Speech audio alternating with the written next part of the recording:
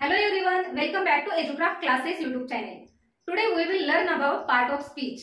म्हणजे आज आपण इथे इंग्लिश ग्रामर मधील पार्ट ऑफ स्पीच हा अत्यंत महत्त्वाचा टॉपिक इथे घेणार आहोत. यामुळे तुम्हाला फ्लुएंटली इंग्लिश बोलता येईल आणि तुम्हाला जेव्हा मराठीतून इंग्लिश सेंटेन्सेस तुम्ही इझिली ते ट्रान्सलेट करू शकाल. म्हणून आज मी तुम्हाला पार्ट ऑफ स्पीच इझी मेथडनी शिकवणार आहे.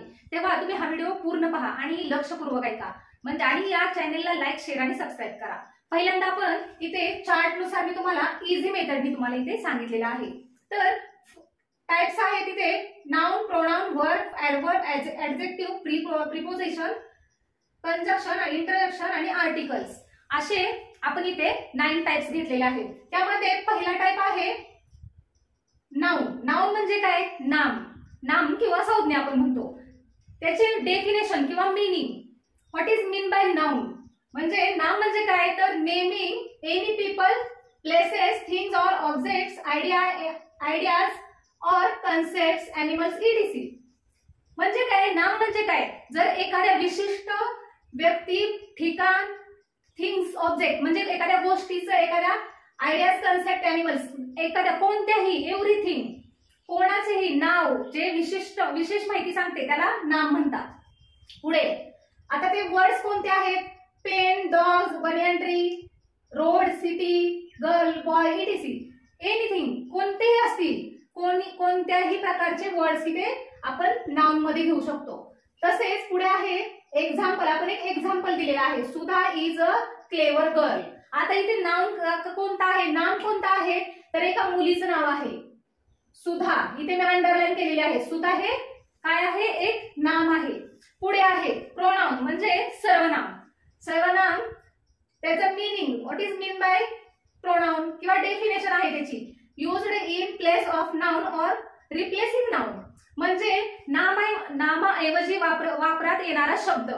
नामाऐवजी वापरात येणारा शब्द म्हणजे सर्वनाम. त्याचे वर्ड्स कोणते आहेत? I, you, she, have, he, we, they, him, her, us etc. म्हणजे आपण इथे ह्या पद्धतीने नामाऐवजी आपण वापरतो. मी, आय म्हणजे मी, सी, ती, सी, ही, तो, ती अशा पद्धतीने आपण इथे वापरू शकतो. सी इज सो ब्युटिफुल म्हणजे ती खूप सुंदर आहे. यामध्ये प्रोनाउन कोणता आहे? तर सी. जेव्हा आता आपण सी इज सो ब्युटिफुल, आता प्रत्येक वेळेस आपण नाम घेऊ शकत नाही. Sita is very beautiful, Sita is a very clever girl. प्रत्येक ठिकाणी सीता सीता म्हटलं की ती ऑड वाटेल, म्हणून आपण इथे सी वापरू शकतो. इथे त्याला सर्वनाम म्हणतो. आपण नामाऐवजी तो शब्द वापरतो, तो म्हणजे सर्वनाम. त्यालाच आपण इथे वर्ड्स आहे अशा पद्धतीने आपण वर्ड्स इथे आले की तुम्ही प्रोनाउन आहे असं आपण ओळखू शकतो. तसेच पुढे आहे आता इथे आहे वर्ब. वर्ब म्हणजे काय? क्रियापद. क्रियापद आहे. आता त्याचे डेफिनेशन काय आहे किंवा मीनिंग काय आहे? एक्सप्रेसिंग अ फिजिकल ऍक्शन और स्टेट. म्हणजे एक्सप्रेसिंग फिजिकल ऍक्शन, जेव्हा आपण एखादी कृती, भौतिक कृती करतो, फिजिकल ऍक्शन करतो, त्याला काय म्हणतात? क्रियापद म्हणतात. क्रियापद म्हणजे चालणे. इथे दिलेला आहे मी jump, sit, stand, try, laugh, smile etc. आता इथे आपण भरपूर प्रकारच्या क्रिया करतो. हसतो, रडतो, हसणे, रडणे, स्माइल स्मित हास्य करतो, लाफ करतो, मोठ्याने हसतो. अशा प्रकारच्या क्रिया, कृती, फिजिकल ऍक्शन्स त्याला क्रियापद म्हणतात. अशा भरपूर क्रिया आपण इथे सांगू शकतो. एक्झाम्पल आहे मंकी इज इटिंग ऍपल्स. आता इथे क्रियापद कोणता आहे या वाक्यामध्ये? इटिंग. इट हे क्रियापद आलेलं आहे म्हणजे खात आहे, खाणे. इटिंग म्हणजे खात आहे तो. मंकी काय खात आहे? ऍपल खात आहे. तर अशा प्रकारचे आपण भरपूर सारे एक्झाम्पल्स घेऊ शकतो. ऍडव्हर्ब म्हणजे क्रियाविशेषण. ते मीनिंग काय आहे याचे? Used to describe verb, adverb और ऍडजेक्टिव्ह. म्हणजे आपण क्रियापद किंवा क्रियाविशेषण किंवा ऍडजेक्टिव्ह म्हणजे विशेषण याचे वर्णन करण्यासाठी हे क्रियाविशेषण वापरले जातं. तर आता पुढे वर्ड आहे quickly, slowly, here, there, daily, rarely, very, before etc. अशा पद्धतीने इथे क्रियाविशेषण मध्ये, ऍडवर्ब मध्ये वर्ब वापरले जातात. तसेच पुढे आपण एक्झाम्पल घेतलेला आहे सायली वॉक्ड स्लोली. सायली हळूवारपणे चालते. इथे क्रियाविशेषण कोणता आहे? ऍडवर्ब कोणता आहे? स्लोली. काय आहे? स्लोली हे ऍडवर्ब आहे.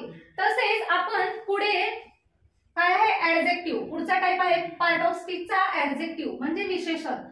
आता what is mean by adjective. Adjectives are words that are used to describe qualities or things. आता विशेषण, विशेषणाचा अर्थ काय होईल तर जेव्हा एखाद्या वर्ड्स म्हणजे एखाद्या शब्दाचा क्वालिटी किंवा वस्तूची क्वालिटी जेव्हा आपण वर्णन करतो त्याला किंवा नामाऐवजी नामाबद्दल विशेष माहिती सांगणारा शब्द म्हणजे विशेषण. मराठीत सांगायचं झालं तर नामाबद्दल विशेष माहिती सांगणारा शब्द म्हणजे विशेषण. काही इथे प्रत्येक वर्ड मध्ये विशेषण, विशेष म्हणजे काहीतरी विशेष आहे याच्यामध्ये. तर पुढे आपण एक्झाम्पलद्वारे आपण बघूया की ते काय आहे. वर्ड्स पाहूया. Long, short, tiny, dark, test, cruel, clever अशा पद्धतीचे जे आहेत ना ऍडजेक्टिव्ह ते भरपूर सारे एक्झाम्पल्स वर्ड्स मध्ये येऊ शकतात. एक्झाम्पल आहे त्याचे that dress looks beautiful on you म्हणजे हा ड्रेस तुला खूपच छान. प्रिपोजिशनची डेफिनेशन आहे it shows the relationship between other words in a sentence. म्हणजे दोन्ही शब्द किंवा सेंटेन्स असतात त्याच्यामधील ते रिलेशनशिप दाखवते म्हणजे संबंध दर्शवते. आणि किंवा नाम असते, नाउन असतो त्यामध्ये त्याची पोझिशन, नामाची पोझिशन दर्शवतो. तो म्हणजे शब्दयोगी अव्यय किंवा पूर्वसर्ग हे आपण त्याला मराठीमध्ये बोलतो. तसेच आहे वर्ड्स कोणते आहेत in, on, at, with, by, to, over, from, of, with अशा पद्धतीचे आपण इथे वर्ड्स थोडे एक्झाम्पल म्हणून घेतले आहेत. आता पुढील एक्झाम्पल एक घेतलेलं आहे मी. I am going to my garden. इथे आपण आय एम गोइंग टू हे काय आहे प्रिपोजिशन आहे म्हणून इथे अंडरलाईन मी त्याला केलेले आहे. तिथे आपण हा शब्द हा प्रिपोजिशन आहे तो पोझिशन दाखवतोय. नाम म्हणजे मी, आय म्हणजे मी कुठे जातो माझ्या बागेमध्ये जातो. I am going to my garden किंवा I am going to my home अशा पद्धतीचे आपण भरपूर सारी वाक्य इथे पाहू शकतो. तसेच पुढे आहे पुढचा शब्द आहे पुढचा टाइप आहे कंजंक्शन. कंजंक्शन मध्ये मराठीमध्ये बोलतात संयोग किंवा संबंध. त्याला मीनिंग काय आहे त्याचं conjunction is a word that joins words और ग्रुप्स ऑफ वर्ड्स टुगेदर. म्हणजे जेव्हा वर्ड्स हे वर्ड्स किंवा ग्रुप ऑफ वर्ड्स म्हणजे सेंटेन्सेस, ग्रुप ऑफ वर्ड्स म्हणजे काय असते सेंटेन्सेस असतात तर त्यांना एकत्र जोडणारा शब्द म्हणजे कंजंक्शन. त्याला काय म्हणतात कंजंक्शन म्हणतात. इथे शब्दामध्येच आहे संयोग किंवा संबंध दोन्हीतला इथे शब्द दर्शवणारा दोन्हीतील सेंटेन्स किंवा वर्ड्स मधील संबंध दर्शवणारा शब्द म्हणजे कंजंक्शन. पुढे आहे इथे वर्ड्स कोणते आहेत त्याच्यामध्ये and, but, because, also, where, so, yet, or, not only but also अशा पद्धतीचे आपण इथे वर्ड्स घेतलेले आहेत. असे भरपूर आहेत. इथे डॅश डॅश द्वारे मी दाखवलेलं आहे. पुढे आहे इथे आपण एक्झाम्पल एक घेतलेला आहे I was tired so I went to sleep. मी थकले होते म्हणून मी झोपायला गेले अशा किंवा I went to sleep because I was tired अशा पद्धतीने आपण इथे मी झोपायला गेले कारण का आय वॉज टायर्ड मी थकले होते अशा पद्धतीचे आपण उलट सुलट पद्धतीने सुद्धा आपण इथे वाक्य बनवू शकतो. तसेच पुढे आहे इथे इंटरजंक्शन. इंटरजंक्शन म्हणजे उद्गारवाचक शब्द. आता उद्गारवाचक शब्द त्याची डेफिनेशन आहे किंवा मीनिंग आहे words that express emotions or feelings. आता शब्द काय दर्शवतात इंटरजंक्शन मध्ये शब्द इमोशन्स किंवा फिलिंग्स दर्शवतात. काय शोज करतात इमोशन्स ऑर फिलिंग्स ते एक्सप्रेस करतात. त्याला काय म्हणतात इंटरजंक्शन म्हणतात किंवा उद्गारवाचक शब्द म्हणतात. ते वर्ड्स आहेत ओ, अ, या, हू, वेल, हे, आहा, येस, वाव, ओ, नो, हाय अशा पद्धतीने जेव्हा आपल्याला आश्चर्यचकित होतो आपण जेव्हा आपले एक्सप्रेशन किंवा फिलिंग्स आपल्या चेहऱ्यावरती दिसतात तेव्हा अशा पद्धतीचे आपोआप शब्द आपल्या तोंडामध्ये येतात. त्याला काय म्हणतात इंटरजंक्शन म्हणतात. तर उप्स इथे उद्गारवाचक चिन्ह आहे बाहेर इथे काय आहे साइन दिलेला आहे मी उद्गारवाचक चिन्ह म्हणतात त्याला. Oops I spilled the milk. Oops I spilled the milk म्हणजे मी माझ्याकडून काय सांडलेलं आहे दूध सांडलं आहे माझ्याकडून काय दूध सांडलं आहे. इथे आपल्याला थोडासा धक्का बसला म्हणून आपण उप्स म्हटलेलो आहे. आता एखादी आनंदाची गोष्ट असेल तर या हू म्हणतो किंवा वाव आपण म्हणतो. ह्या असे वर्ड्स आपण इझिली वापरतो. तसेच हे उद्गारवाचक शब्द म्हणतात त्याला. पुढे आहे आर्टिकल्स. आता हे आर्टिकल्स म्हणजे काय आहे? Shows specificity of noun. म्हणजे काय दर्शवतो? आर्टिकल्स काय दर्शवतात? तर विशेषता, नामाची विशेषता इथे दाखवतात.